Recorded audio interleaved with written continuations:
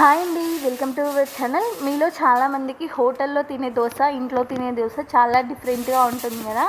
చాలామందికి హోటల్లో తినే దోశ అంటే చాలా ఇష్టపడతారు కదా. అలా దోశ రావాలని పిండిని ఎలా ప్రిపేర్ చేయాలో ఈ వీడియోలో చూపిస్తాను, చూసేయండి. ముందుగా మన ఛానల్ని ఎవరైతే కొత్తగా చూస్తున్నారో వాళ్ళైతే మన ఛానల్ని సబ్స్క్రైబ్ చేసుకొని 4 గ్లాసుల బియ్యానికి 1 గ్లాస్ మినపప్పు వేసుకోవాలి.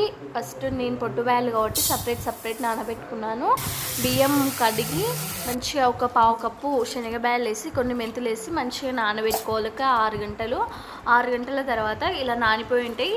మినపప్పు మనం బియ్యం ఇలా మిక్సీకి వేసుకోవాలి. మెత్తగా వేసుకొని లాస్ట్ వాయిలో అన్నం ఉంటాయి కదా, పొద్దున్న వండిన అన్నం కూడా కొంచెం వేసుకొని ఇలా మెత్తగా మిక్సీ పట్టుకొని గిన్నెలోకి వేసుకొని మంచిగా ఇలా కలుపుకొని పెట్టుకోవాలి. దానికి క్లాత్ కట్టి నైట్ అంతా పెట్టాలి. చూడండి ఎలా పొంగుతుందో. ట్రై చేసి కామెంట్ చేయండి. నా వీడియో నచ్చితే లైక్ చేయండి.